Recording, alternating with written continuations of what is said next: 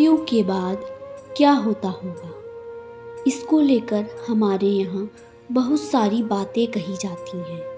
आपने भी कभी ना कभी सुना होगा कि जब किसी इंसान की मृत्यु होती है तो उसकी आत्मा तुरंत उस घर और परिवार से दूर नहीं चली जाती। कुछ समय तक उसका संबंध उसी जगह से बना रहता है जहाँ उसने अपना जीवन बिताया, और यहीं से 13 दिनों वाली बात आती है। अब अक्सर लोग इसे बहुत सीधा समझ लेते हैं कि इंसान की मृत्यु हुई, आत्मा 13 दिन घर में रही और 13वें दिन वहाँ से चली गई, लेकिन वास्तव में इतनी सीधी नहीं है। हमारे यहाँ मृत्यु के बाद जो 10वां, 11वां, 12वां और 13वीं होती है,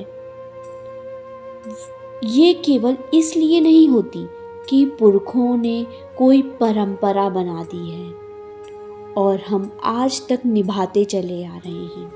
इसके पीछे मृत्यु के बाद जीव की स्थिति और उसकी आगे की यात्रा की पूरी अवधारणा जुड़ी हुई है। सबसे पहले एक चीज साफ समझ लीजिए, मृत्यु शरीर की होती है। हम जिस इंसान को उसके नाम से जानते थे, जिस चेहरे को देखते थे, जिसकी आवाज़ सुनते थे, वह उसका शरीर था। भारतीय दर्शन आत्मा को उस शरीर से अलग मानता है।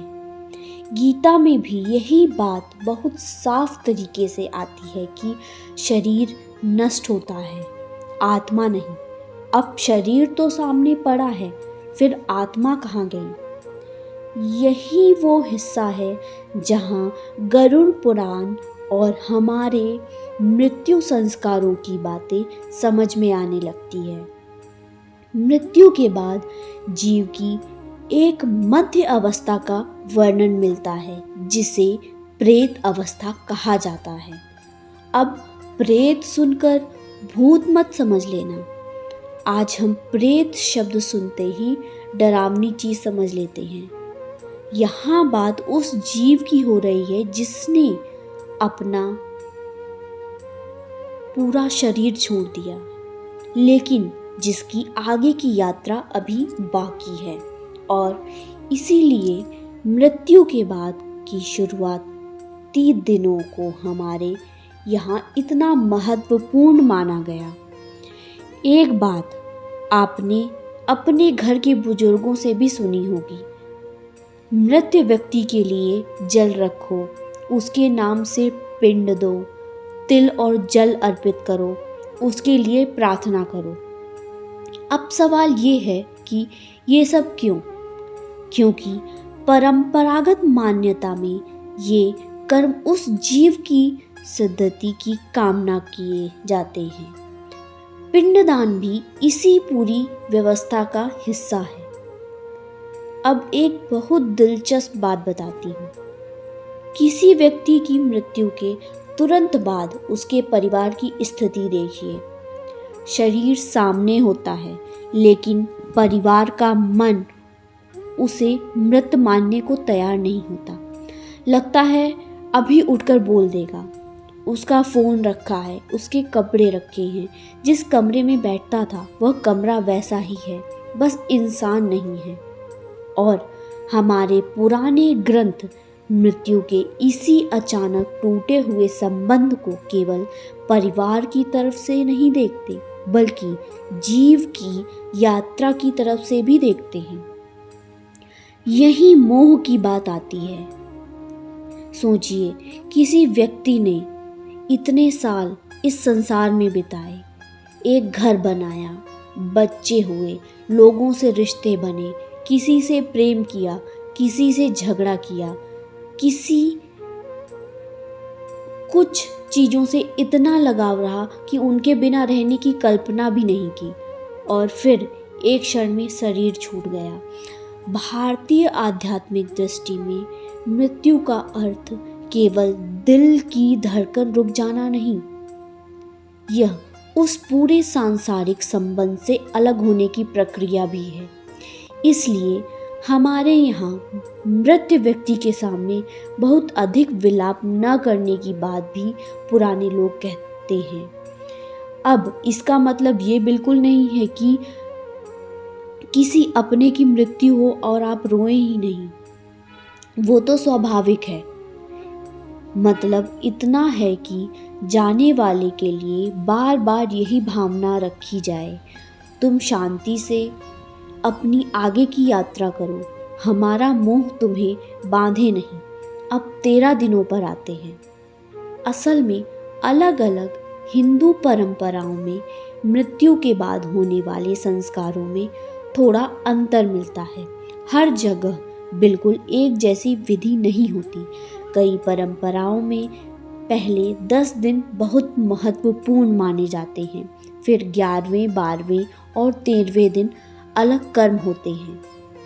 इसी कारण आम बोलचाल में बात बन गई कि आत्मा 13 दिन तक घर में रहती है, लेकिन इसे ऐसे मत समझिए कि कोई घड़ी चल रही है और 13वें दिन ठीक किसी निश्चित समय पर आत्मा दरवाजे से निकलकर चली जाएगी। शास्त्रीय विषय ऐसे नहीं चलते। यहाँ असली बात जीव की गति और उसके लिए किए जाने वाले संस्कारों की है। और एक चीज़ जो लोग अक्सर भूल जाते हैं, सिर्फ घर वाले क्या कर्म कर रहे हैं, बात वही ख़त्म नहीं होती। जिसकी मृत्यु हुई है उसने जीवन कैसे जिया था, ये उससे भी बड़ी बात है। यही कर्म का सिद्धांत आता है। हमारे यहाँ हमेशा से कहा जाता है कि इंसान अपने कर्मों से पूरी तरह बच नहीं सकता। जीते जी आपके पास पैसा हो सकता है, बहुत बड़ा घर हो सकता है, लोग आपके सामने हाथ जोड़ सकते हैं, लेकिन मृत्यु के बाद इनमें से क्या साथ जाता है? कुछ भी नहीं। और यह बात सुनने में बहुत साधारण लगती है, लेकिन अर्थी के सामने खड़े होकर यही बात बिल्कुल अलग लगती है।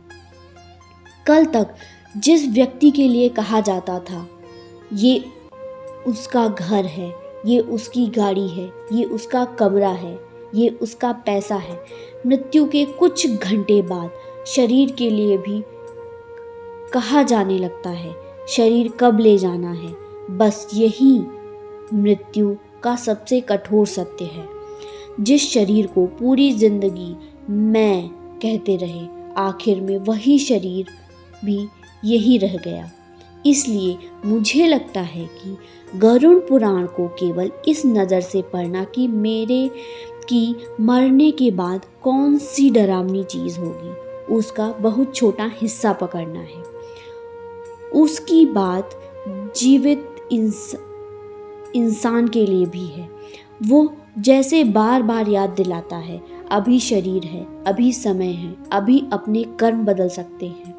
मृत्यु के बाद आत्मा हमें देखती है या नहीं, इस सवाल में हमारी बहुत दिलचस्पी रहती है, लेकिन उससे बड़ा सवाल है, जब हम जीवित हैं तब हम क्या कर रहे हैं?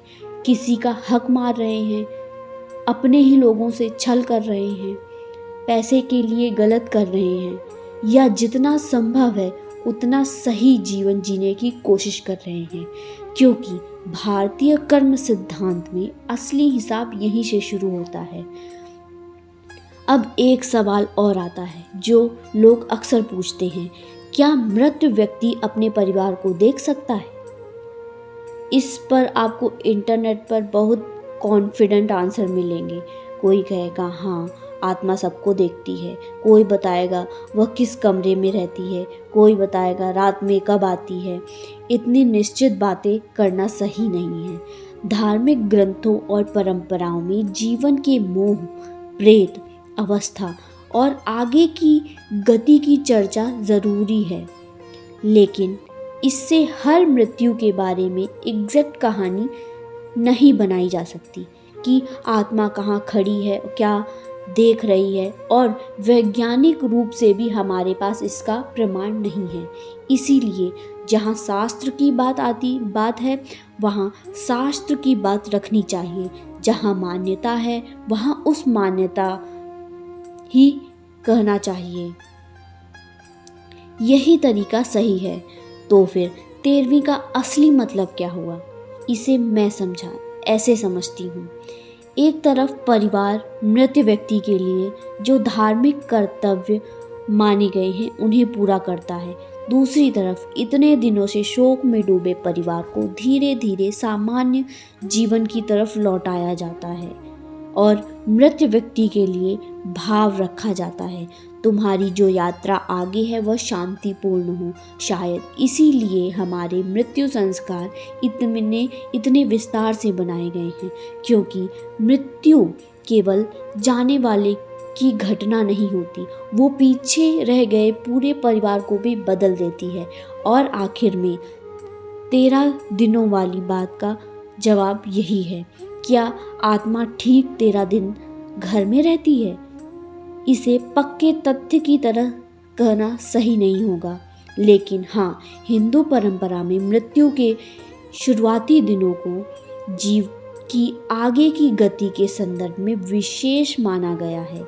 इसी दौरान पिंडदान, तर्पण और दूसरे मृत्यु संस्कार किए जाते हैं और 13वीं तक पहुँचते पहुँचते शोक संस्कार का एक महत्वपूर्ण चरण पूरा होता है। और मेरे हिसाब से इस पूरे विषय की सबसे गहरी बात 13 दिनों की गिनती नहीं है।